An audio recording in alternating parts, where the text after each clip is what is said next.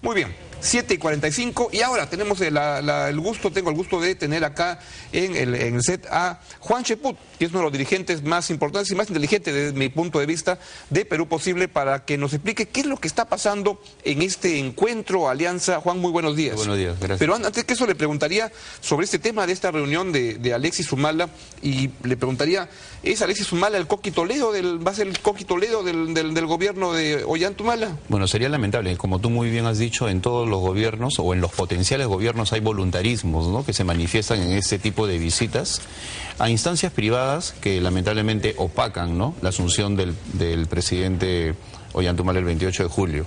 Pero acá hay unas cosas que son necesario precisar. La Cancillería peruana también tiene que pronunciarse.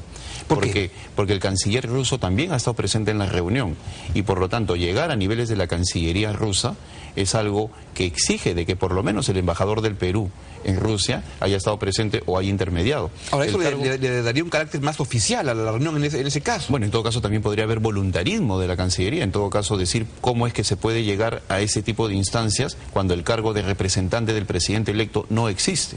Por otro lado, ¿Y el canciller de un país no puede recibir a quien quiera sin pasar necesariamente por la Cancillería del país del cual proviene esa persona? Yo creo que en países serios, bueno, yo también inscribo al Perú dentro de los países serios, se tienen que respetar los canales diplomáticos correspondientes, ¿no? Entonces, a veces abruma la presencia de un hermano y también es responsabilidad del funcionario que se deja abrumar por el hermanísimo, por el hermano, por el primo, por el sobrino. El hecho de que uno tenga una relación sanguínea con una alta autoridad no significa que se le tiene que abrir las puertas, pero lamentablemente muchas veces por temor a conservar el puesto o por un exceso de buena voluntad se procede a abrirle los canales correspondientes, lo cual al final constituye un escándalo. Yo creo que acá hace mal el señor Alexis Humala en reunirse de motu propio o como representante del presidente electo con una empresa privada. Han hecho mal en acompañarlos algunos funcionarios. Tengo entendido que hay un congresista electo de Gana Perú. Electo, ¿no?, que también estaría en la reunión. Que estaría en la reunión un ex dirigente de Perú Posible, el señor Loarte, que renunció en julio del año pasado, lo cual constituye lamentablemente una presencia, un acompañamiento que, como tú bien has dicho, opaca todo lo bueno que se estaba haciendo en este trámite de la transferencia hacia el 28 de julio. Esperemos a ver qué cosa dice el presidente electo el día de hoy, ¿no? Pero de todas maneras tiene que hacer un claro del límite. Así es, de repente hay alguna explicación, pero sí hay que esperarla, pero tiene que darla, creo que el día de hoy, no puede dejar pasar mucho tiempo. En esa línea, y con ese tema nos vamos metiendo al tema de esta, ya no sé cómo llamarle, alianza, conversado, acuerdo, lo que sea. ¿Qué le podría aportar Perú Posible en el manejo de esta crisis? Porque el gobierno de Perú Posible tuvo frecuentes ataques de ese tipo, de gente que se lanzaba por la suya, etcétera. ¿Qué le recomendaría o cómo podría aportar experiencia en este caso de decirle al señor Humala, esto se maneja así? Bueno, la principal sugerencia es que asuma un mayor rol protagónico Marisol Espinosa desde la Comisión de Transferencia e invoque a todos aquellos que están en estos momentos participando con las distintas instancias del Estado que no ingresen en el terreno de hacer cuestiones que corresponden al gobierno y no a la recepción de información. Muchas veces uno pretende empezar a hacer contactos de repente con buena voluntad para que continúe la dinámica del Estado, pero eso no le corresponde al presidente electo, eso le corresponderá a partir del 28 de julio. Lo que corresponde en la actualidad es recibir información y alertar sobre probables impases, como por ejemplo la renuncia masiva de funcionarios públicos que podrían generar una... A ver, en ese punto, lo que se está diciendo es que se puede estar produciendo una renuncia de los funcionarios de confianza importantes en instituciones públicas con el objetivo de, faltando 3 semanas para que empiece el siguiente gobierno, de trabarle la cosa al gobierno que entra. ¿Usted siente eso? ¿Tiene indicios de eso? Tengo indicios y tengo información. Tengo información que estoy tratando de corroborar, información de muy buena fuente, de que estaría habiendo una invocación para que se renuncie y se exonere del plazo de ley. Eso es muy grave. ¿Por qué? Porque exonerar del plazo de ley, que son los 30 días, significa de que los actuales ministros aceptarían las renuncias. Y luego cuando ingresen los nuevos funcionarios, en primer lugar, buscar nuevos funcionarios va a ser algo difícil. Los procesos de investigación se truncarían. No habría quien dijera dónde está tal cosa. Y no está el funcionario, el homólogo, digamos, o el funcionario clave en cada entidad para decir, ese es el estado de la cuestión, te lo paso inclusive, en muchos casos, los ministros no aceptan las renuncias hasta que se aclaren situaciones controversiales. Pero si estos señores se marchan en ese interín de acá, el 28 de julio, pues no solamente solamente van a trabar la dinámica del Estado, sino van a impedir cualquier proceso de rendición de cuentas o de tratar de aclarar algunos aspectos que pueden ser controversiales. O sea, primer punto complicado, usted está diciendo que el gobierno del presidente García puede estar en ese tramo final molestándole, generándole problemas en la transferencia para que el nuevo gobierno de Ollantumala entre con problemas. Indiscutiblemente. Yo creo que una cosa es el discurso hacia afuera, que le deseo lo mejor, y otra cosa es lo que está pasando hacia adentro, que es los deseos de trabar, y eso es algo que se tiene que aclarar. ¿Y cómo? Con un mayor protagonismo político de la Comisión de Transferencia, que lamentablemente se está limitando a una recepción documentaria, como le escuché ayer al ministro Villasante, y no también a plantear cuáles son las políticas públicas de acá hacia adelante, cuáles son las cosas que se sugieren no se deben hacer, cosas como esa, por ejemplo, que trabarían una correcta marcha del Estado. Y ahí Estado. la persona del gobierno que debe dar la cara es la premier Rosario Fernández, que es la que está manejando la transferencia por parte del gobierno. Garantizar que los funcionarios de confianza no se van a ir hasta que hagan un correcto proceso de transferencia, inclusive con el próximo gobierno. ¿Cuál es el estado de la cuestión al día de hoy, a las casi 10 para las 8 de la mañana, de la relación, el encuentro que está ocurriendo o que no está ocurriendo entre Perú Posible y Gana Perú? Vamos a ir de lo mejor a lo que está todavía pendiente. Lo mejor es las reuniones permanentes entre los dirigentes de Perú Posible, Daniel Mora y Javier Reategui, con la bancada de Gana Perú, para establecer un mayor apoyo en lo que se refiere a constituir la mayoría parlamentaria. Eso le va a permitir al próximo gobierno tener los votos suficientes para impulsar algún tipo de reforma o algún proyecto de ley. Desde ese punto de vista se está marchando bien, hay una discusión primaria que tiene que ver con qué comisiones nos corresponden. Nosotros queremos, por ejemplo, Constitución. Esa sería una suerte de garantía para cualquier proceso de cambio en la Constitución que afecte. Por eso creemos que tiene que estar en manos de Perú Posible la Comisión de Constitución, y otras de menor impacto político pero gran impacto económico, como energía y minas, transportes o la propia Comisión de Economía. Eso entonces en el punto de vista legislativo, en el Congreso, marcha muy bien. De cómo conformar una mayoría operativa. En el aspecto político, Alejandro Toledo está que sería el segundo elemento de esta relación que se está dando. Así es, Alejandro Toledo está conversando en estos momentos directamente con el presidente electo Ollantumala.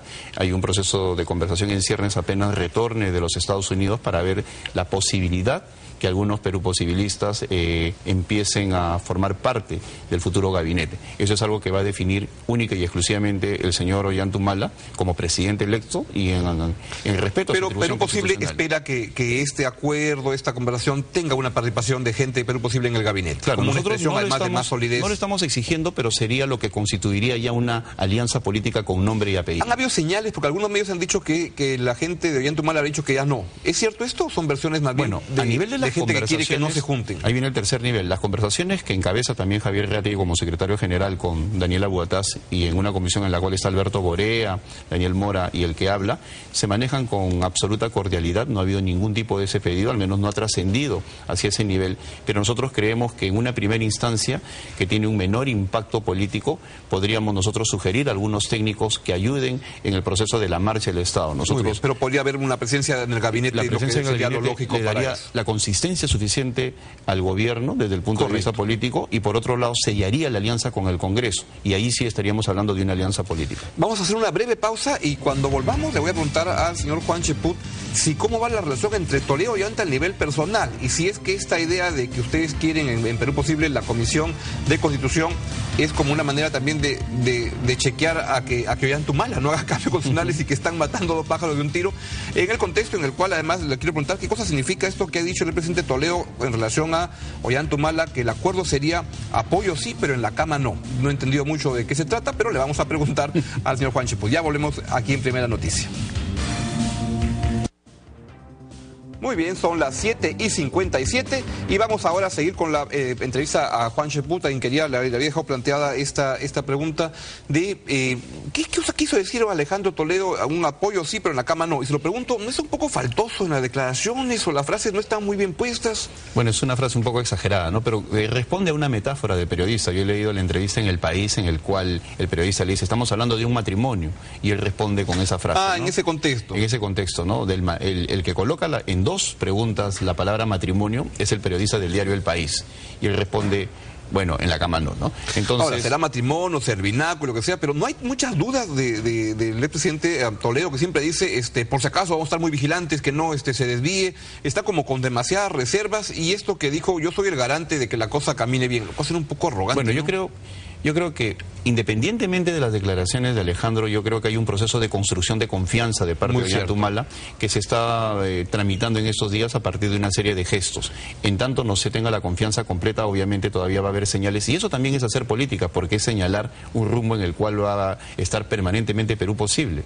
Vigilante no solamente del comportamiento, porque no somos tutores de nadie y somos respetuosos de Gana Perú, sino del régimen democrático como tal. Nosotros creemos, y de allí nuestra posición en la alianza, que el crecimiento económico tiene que continuar como base para la proyección social. Sin crecimiento económico hay una imposibilidad total de que podamos hacer un mayor trabajo en los Ahora, el hecho de que ustedes quieran la presidencia de la Comisión de Constitución, no sé, no es como que tengas a un alcohólico y dices, ya vamos juntos, pero yo me quedo con la llave del bar por si acaso, ¿no? Bueno, evidentemente la Comisión de Constitución es una de las garantías de Perú posible para que se pueda evitar cualquier tipo de exabrupto constitucional. La Carta Constitucional, si bien es cierto, merece algunas mejoras, estas tienen que ser meditadas para que no afecten en lo económico la dinámica que hemos tenido en los últimos 15 años. Quiero preguntarle, vamos a ir a una pausa para dar los titulares de la hora, disculpe, estamos muy picados, pero la pregunta que le quiero plantear cuando volvamos es, ¿sienten ustedes que está habiendo un cargamontón contra Susana Villarán, que es parte del mismo cargamontón que le va a venir a Ollantumala, en algo en que ustedes también tienen alguna experiencia, porque también hubo gente que se los quiso bajar y hubo gente que hizo marchas como el presidente García para pedir la vacancia del presidente Toledo el año 2004? Entonces vamos a ir con los titulares del momento y venimos con la respuesta a esa pregunta. De acuerdo.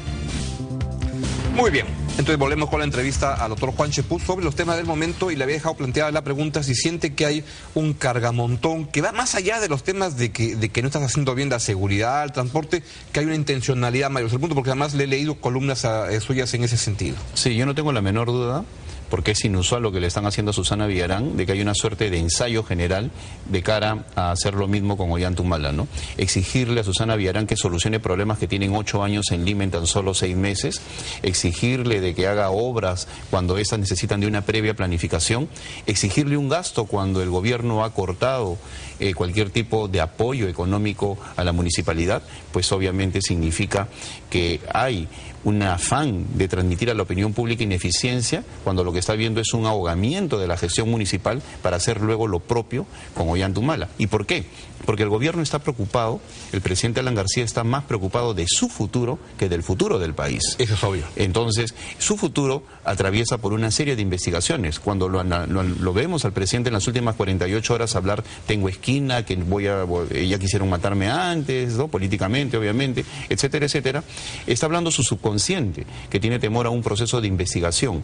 Y él sabe que ese subconsciente, que hoy día está aflorando a través de una serie de declaraciones, tiene manifestaciones políticas, que es en el trato a Susana Villarán, en la forma como no están colaborando adecuadamente con la transferencia, con este proceso de renuncias, y lo único que hay de fondo, desde mi punto de vista, es ahogar al gobierno de Ollantumala para impedir no solamente una buena gestión, sino cualquier proceso de investigación. E intuyo en esa lógica que también pretenderían ahogar la gestión de Susana Villarán por la denuncia y la investigación en el caso de Castañeda Locio. Ah, claro, hay un proceso de... ¿Es el mismo modus operandi de Lo esto? que se busca es descalificar la fiscalización. La fiscalización, que tiene que ser un ejercicio normal en cualquier democracia, está siendo descalificada y se le atribuye el chisme, la venganza, etcétera, etcétera, cuando son procesos normales. Pero allí también hay errores políticos. El propio Alan García, en su libro El mundo de Maquiavelo, coloca en boca de uno de sus personajes que uno de los errores que él cometió cuando asumió el cargo después de Fernando Belaúnde fue no denunciar la situación de las cosas, cómo encontraba el país. Y él decía que eso no lo iba a volver a cometer.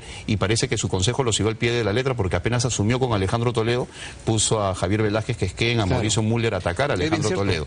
¿Y quiénes estarían detrás de este intento de tumbarse a Susana Villarán o a Ollantumala, o al menos ponerlos contra las cuerdas para maniatar su capacidad de denuncia y tenerlos en jaque? Y ahí le pregunto, recuerdo que el presidente Alan García hizo una marcha para traerse abajo el gobierno de Alejandro Toledo el año 2004, ¿no? Definitivamente, hay un conjunto de acciones y de emociones, ¿no? Por ejemplo, hay gente que no quiere esperar hasta el 2016, hay poderes fácticos, sobre todo un poder económico que está ansioso de una mayor cantidad de obras, aunque sean sin planificación, dentro de este proceso de destrucción urbana de Lima.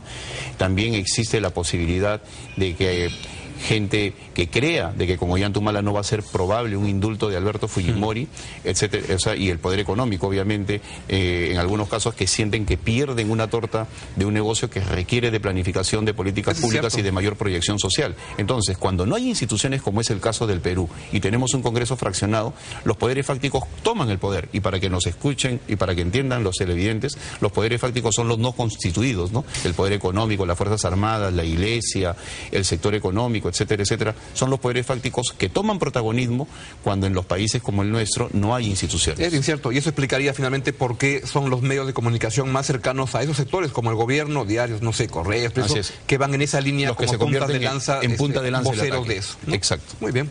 Doctor Juan Cheput, pues muchas gracias por estar en Primera Noticia el día de hoy, y vamos a seguir atentos a ver ¿cuándo cree que va a culminar esta conversación entre Ollanta Humala y Alejandro Toledo? Bueno, ¿Ya para el viernes hay humo blanco? Yo creo que tiene que ser a la brevedad, porque independientemente si se decide o no, si se es ministro alguien o no, tiene que haber equipos constituidos que permitan la marcha del país, y eso tiene que ser a la brevedad. Muy bien, muy buenos días por estar acá. Seguimos con los noticieros.